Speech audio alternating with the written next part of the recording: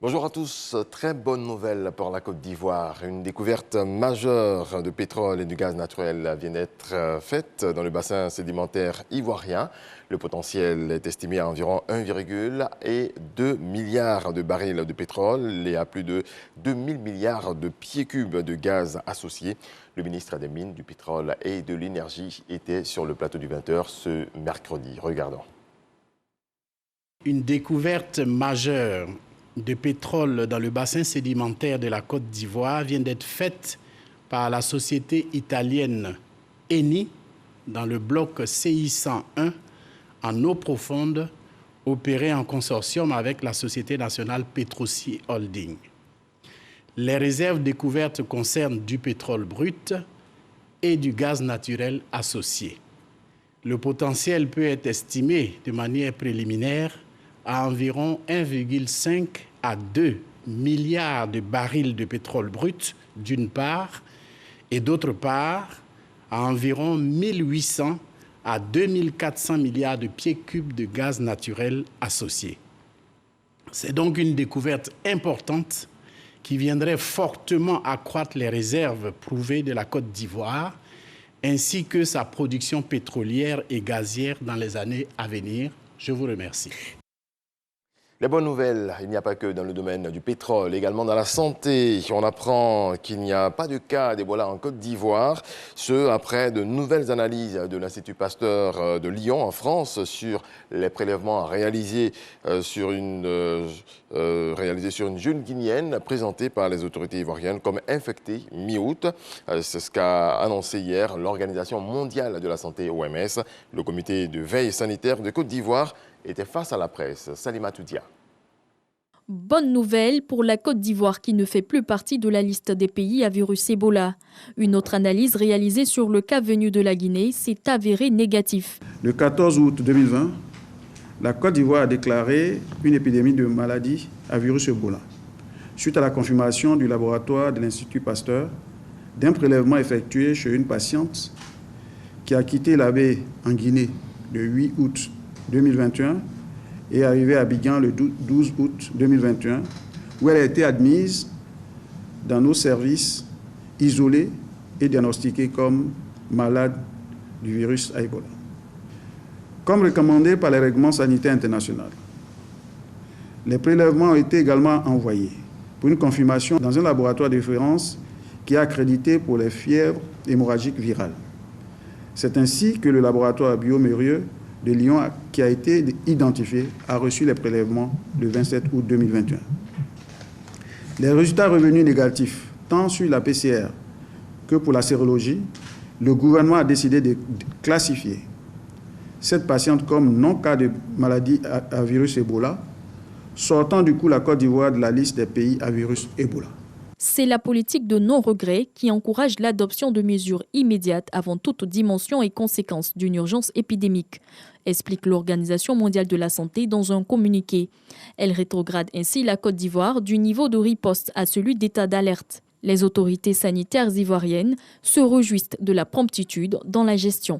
La sous-région étant confrontée à plusieurs maladies à fièvre hémorragique virale, les actions de santé publique vont-elles continuer à être renforcées, tant au niveau des frontières que dans les pays, pour pouvoir identifier tout cas suspect et prendre toutes les dispositions nécessaires conformément au règlement sanitaire international.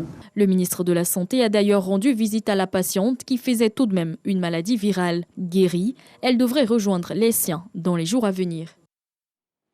On reste avec Salima Toudia qui a suivi le ministre de la Santé dans sa tournée effectuée hier sur les sites de prise en charge des cas Covid. Pierre Dimba s'est rendu à Treichville, Cocody et Yopougon. Suivant. Mercredi 1er septembre 2021, au service des maladies infectieuses et tropicales du CHU de Treichville. La recrudescence des cas positifs de Covid-19 et la cinquantaine de morts en espace de 2 semaines alarment. La salle de réanimation affiche pleine avec l'occupation de lits par des cas de Covid-19. Des formes graves de la maladie qui nécessitent des soins intensifs. Le ministre de la Santé, Pierre Dimba, dans les box, s'imprègne du dispositif de prise en charge des malades. J'ai trouvé un personnel engagé, mais qui travaille avec beaucoup de sérénité, ce qui est rassurant pour le ministre que je suis. Au niveau du gouvernement, ce que nous pouvons faire pour vous accompagner, c'est donc d'anticiper. Donc pour cela, j'ai demandé qu'on puisse regarder dans l'éventualité, parce qu'on ne souhaite pas, mais il pourrait y avoir donc, un afflux de malades important, donc il faut prévoir des places supplémentaires, comment aménager des espaces pour accueillir d'éventuels malades avec le matériel nécessaire, mais également donc, anticiper sur aussi bien les médicaments, tout ce qu'il faut pour que nous ne soyons pas donc, débordés. Personnes du troisième âge, jeunes, les 62 cas internés sont des non-vaccinés. Lieu pour les autorités d'interpeller à nouveau sur le bien fondé de la vaccination. Il ne faut pas arriver à cette situation avant donc de prendre la décision, comme certains m'ont dit, de se faire vacciner. Je pense que nous allons intensifier la sensibilisation, c'est notre rôle, mais également des mesures importantes doivent être prises au niveau du gouvernement pour que les Ivoiriens aillent à la vaccination. Nous avons l'opportunité de vraiment de faire vacciner nos concitoyens et je voudrais vraiment lancer l'appel aux Ivoiriens pour qu'ils aillent à la vaccination. À quelques pas du SMIT, l'usine de production d'oxygène pour les malades. L'oxygène, un élément important dans la prise en charge des cas en réanimation. Avant, c'était donc, on servait les hôpitaux à partir donc, des bouteilles de gaz liquide. Et ici, c'est un système autonome qui n'a pas besoin donc, d'être approvisionné. Donc nous prenons l'air, nous filtrons cet air et qui devient de l'oxygène que nous injectons dans les canalisations pour, donc, non seulement pour le SMIT, mais bientôt pour les autres centres de réanimation. Donc il était important que nous puissions donc, non seulement disposer donc, de l'oxygène de qualité, mais en quantité suffisante pour prendre en charge tous nos malades. Donc je suis venu m'assurer que le système tel qu'il est installé fonctionne bien et pourra nous permettre donc d'accroître notre capacité de prise en charge. Et c'est le cas. Face à cette troisième vague de contamination avec une suspicion du variant Delta, les autorités sanitaires jouent la carte de la prudence avec le renforcement du dispositif de riposte. La Côte d'Ivoire à l'école du Rwanda en matière d'éducation. Une mission du ministère de l'Éducation nationale et de l'alphabétisation séjourne à Kigali en ligne de mire, s'inspirer du modèle d'expérience réussi en matière d'éducation, de formation et d'alphabétisation dans ce pays. Hugues Hervé-Blé. Le Rwanda, après la crise du génocide et les massacres de 1994, a dû puiser dans ses ressources pour assurer son unité, se reconstruire et poursuivre son développement. Dans cette optique, des secteurs comme celui de l'éducation surmontent depuis de nombreux défis. Résultat, des progrès importants, croissance de la scolarisation, notamment des jeunes filles, construction d'écoles et de nombreux autres. 9 délégués du ministère de l'Éducation nationale de Côte d'Ivoire sont à Kigali pour s'imprégner des pratiques et expériences réussies en matière d'éducation, de formation et d'alphabétisation au Rwanda. Au programme, plusieurs rencontres avec de hauts responsables du ministère de l'Éducation, des échanges sur les choix faits pour transformer les citoyens rwandais en capital humain qualifié pour le développement socio-économique du pays. L'un d'eux, la promotion des TIC dans l'éducation de base. Ici, le primaire et le secondaire. L'enseignant peut enseigner utilisant l'ordinateur et l'enfant, depuis l'école primaire à l'école secondaire, est capable de chercher un document et de faire la recherche et cela contribue à l'enrichissement de ce qu'il reçoit dans la classe. Les interlocuteurs de la mission ivoirienne l'ont tous souligné.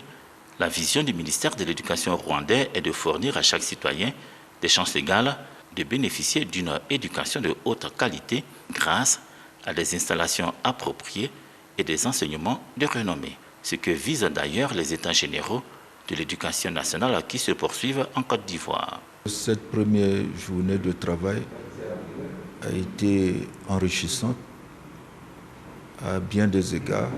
Ce qui nous a frappé, c'est que cette vision s'attache à la stratégie nationale de transformation du Rwanda et qui veut faire du Rwanda un pays qui soit soutenu par un capital humain qui soit fort. La mission d'imprégnation du système de l'éducation du Rwanda va durer une semaine. Elle verra la participation de Maria Toukoné, la ministre de l'Éducation nationale de Côte d'Ivoire. En Côte d'Ivoire, le besoin en poissons s'élève à 6 000 tonnes par an. Les autorités veulent combler ce gap. Des pistes de solutions sont recherchées lors de l'atelier de validation de l'analyse de la chaîne de valeur de l'aquaculture du tilapia. C'est ce que nous dit Dangui Dangui. Vendeuse au petit marché de Cocody, Mariam étale ses poissons parmi lesquels de nombreuses tilapias, un genre de poisson bien prisé des Ivoiriens. Ça vient de Boisflé, un grand laou, ça vient d'un peu partout. Ça marche très bien par la grâce de Dieu. Malgré une demande réelle du poisson tilapia et un contexte favorable à son élevage, selon les experts, la Côte d'Ivoire importe 80% de sa consommation globale en produits halieutiques, entraînant une sortie de devises équivalent à 100 milliards de francs CFA. Information révélée à l'ouverture de l'atelier sur le projet Fish for ACP. Financé par l'Union européenne à hauteur d'environ 26 milliards de nos francs, le projet Fish for ACP est porté par la FAO, Organisation des Nations Unies pour l'alimentation et l'agriculture. Ce projet vise à faire le point des défis du secteur.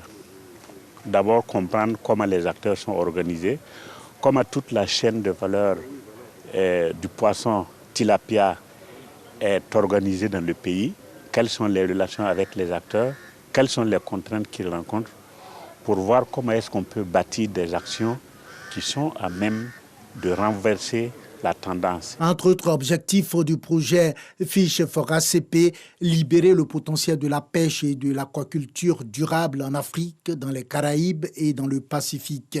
Une opportunité que veut saisir la Côte d'Ivoire pour répondre à ses besoins en poissons, notamment en tilapia. Le projet Fish for ACP vient opérationnaliser un dispositif qui permettrait de valoriser tous les métiers dans la production du tilapia, qui est le produit phare en termes de consommation de poissons aujourd'hui en Côte d'Ivoire, au-delà des autres productions halieutiques par ailleurs. À l'ouverture officielle de cet atelier qui va durer 2 jours, le ministre des Ressources animales et halieutiques a révélé que le poisson est la principale source de protéines animales du consommateur ivoirien, avec une consommation d'environ 24,9 kg par an et par habitant.